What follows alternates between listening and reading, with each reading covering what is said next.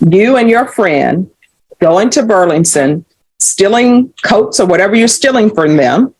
Then you get in a car with a 1-year-old unrestrained. 2022 CR 8297, State of Texas versus Logan Armstrong. Can I have parties announced for the record for the state? Daniel Escobar for the state of Texas. Defense? Mike Latimer for the defense. And are you Miss Armstrong? All right, you're going to have to make sure you speak up. All right, you entered a plea on November 16th of no contest to evading arrest, detention with a vehicle. According to the plea bargaining agreement, punishments be assessed at 4 years. The state is opposed to your application. They're taking in consideration 2022 CR 8298. Have both parties had a chance to review the PSI report, state? Yes, Your Honor. Defense? Yes. All right, any objections to the PSI report, state? No, Your Honor. Defense? I'm going to need you all to be quiet in the box while we're on the record. Deputy, is there any way to move them to the other end, perhaps? All right, state, do you have any witnesses? No, Your Honor. Defense, any witnesses? Only the defendant. All right, can you raise your right hand? Do you solemnly swear or affirm the testimony you give will be the truth and nothing but the truth, so help you God? All right, you can lower your hand, state your name for the record. All right, defense? Yes, thank you, Your Honor. State, Ms. Armstrong, you understand that the judge has to make a very difficult decision today whether or not to grant your applications for probation and or deferred adjudication or sentence you according to the state's recommendation. What did you want to tell the judge? I just wanted to tell the judge that I am trying to get my life together. I'm trying to better myself and my studies. I'm trying to use every avenue that's available to help me get back on track and be a better person. That I don't have to go out and commit crimes and stuff like that. And Ms. Armstrong, two individuals submitted letters of support for you. Could you identify who those people are? Tanisha Daly is my caseworker at Austin Area Urban League and Kia. I'm sorry, you're going to speak up. I can hear you. Tanisha Daly is my caseworker at Austin Area Urban League, and Kiera Redmond is my. And the last time we were in court, you represented that you were anticipating getting a job. Would be superior to job? Yes. All right, is there a reason why everybody is whispering? I cannot hear. I can't either. So, everyone in the box, I'm going to need you to bring it down a notch. And everyone who's in front of me, speak up so I can hear. I'm thinking everybody wants me to be able to hear so I can make a ruling. Could you describe to the court what job you have secured? I work as a monitoring a homeless shelter in Austin. And how many days a week do you work? It's part-time, so only on the weekends right now. Is it full day weekends? You're anticipating working full-time eventually with this organization? Yeah.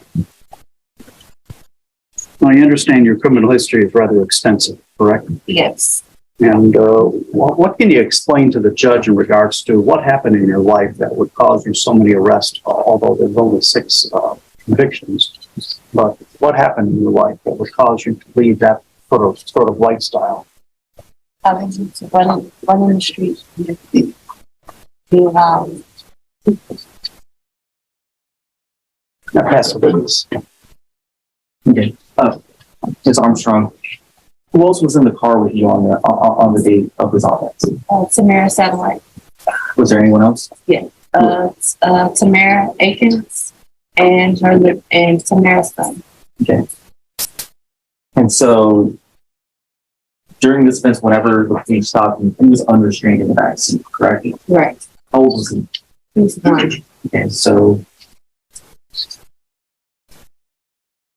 I also wanted to go just briefly into your criminal history, just very briefly again. So you were placed on deferred adjudication back in 2020 for engaging in full this crime. Is that correct? Yeah. Okay. And that was actually revoked in 2022. Is that all correct? Yes. Pass it, John.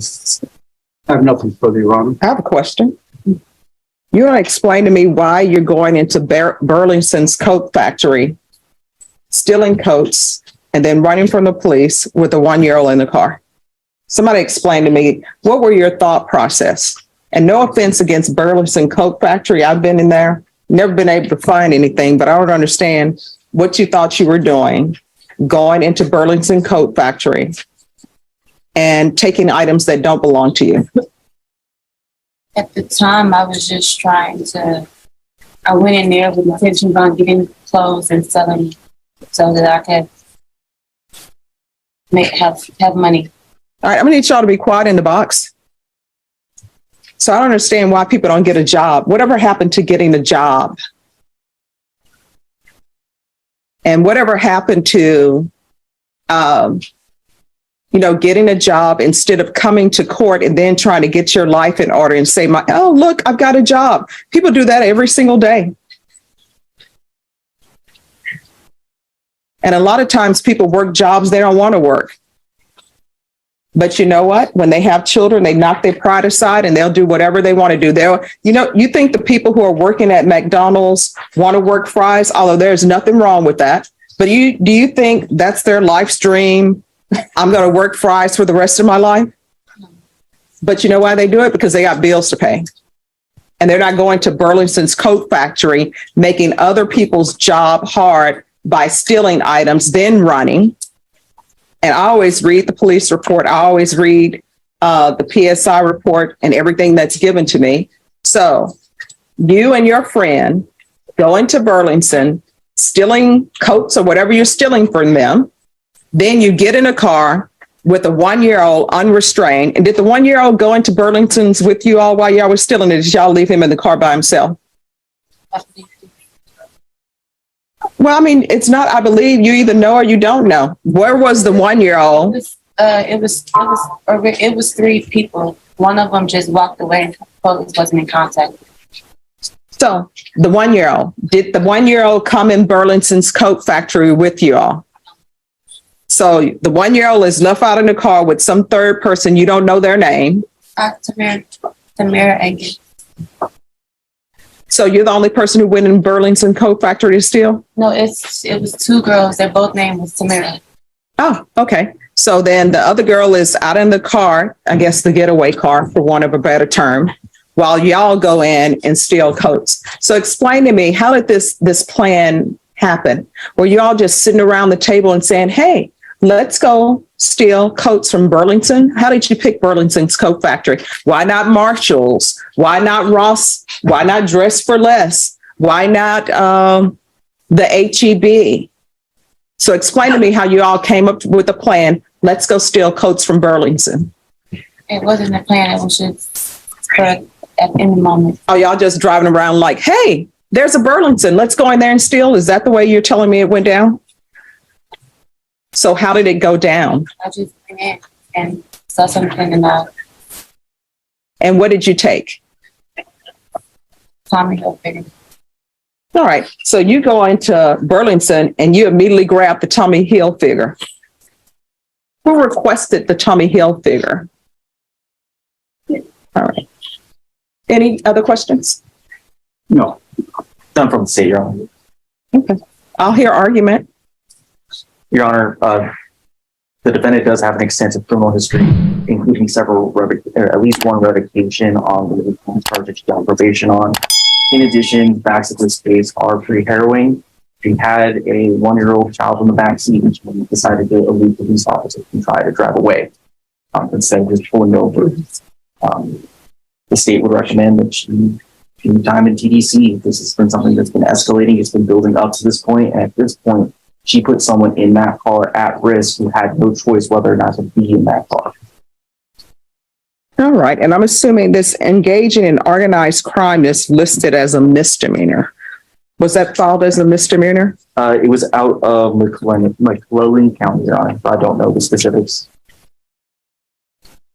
Was that a misdemeanor? Yes, ma'am. How much time did you do on that one? 45 days. All right. Defense? Thank you, Your Honor. I believe Ms. Armstrong kind of grew up too fast. She was born in Louisiana. She's 27 years old now. She has a high school diploma. According to PSI, there are no felony convictions. And also what's important, I think, is that there are no drug offenses. Typically, when you see thefts, you see drugs. She was not stealing to satisfy any kind of drug habit. There are only 6 misdemeanor convictions, although I say only, but there's several arrests. Only 6 misdemeanor convictions. She was a member of the Zion Baptist Church. She has 2 children. The father, one of the children who has no criminal history, was tragically shot and killed in 2017. So she was supporting that child. That's the oldest child. She does volunteer work at the home shelter. And she's making these learning boards that while she was detained under this case and under the bond, she was making these learning boards for children to help not only her children, but other children. And it appeared to have picked up, and several people have been buying these learning boards that she's been making for preschool children. She has a mother that's very supportive that she lives with in Temple, Texas. Her father passed away. She is a single mother who's 2 children. She has siblings that also support her. And she has worked very hard to getting this job, and she wants one last chance. And I'm told her this would be her last chance. This is the first felony. And I've stressed upon her that this is very serious, that if she has to comply with every single condition, that she needs to make a copy of the conditions and keep them all over the house if she has to, because I don't want to see her back. She has no intention of coming back here unless it's a discharge of her probation or deferred adjudication. That's it. Thank you. What does he mean you grew up too fast? I don't understand that. Well, I think with her, she was with the kind of people that she kind of lost her childhood when she was doing adult things with adult people and getting her involved in things and made bad choices. All right. All right. This is what the court is going to do. The court is going to find you guilty, sentence you to 3 years in the prison, give you credit for any time served, taking consideration 2022 CR 8298. Court will retain jurisdiction, showing you what's entitled Trial Court Certification of Defendant's Rights to Appeal. Did you review that document with your attorney? Did you understand it? Did you review that document with your attorney? Which document? This is the document on that you signed the last time regarding no right to appeal. Did you review that with your attorney? Did you understand it? All right, because this is a plea bargain agreement, because I followed your plea bargain agreement, and because you waived your right to appeal, you do not have the court's permission to appeal. Do you understand? Can I ask? Sure. Before I'm taking custody, can I see my kids outside? No, there are some security issues, so that can't happen.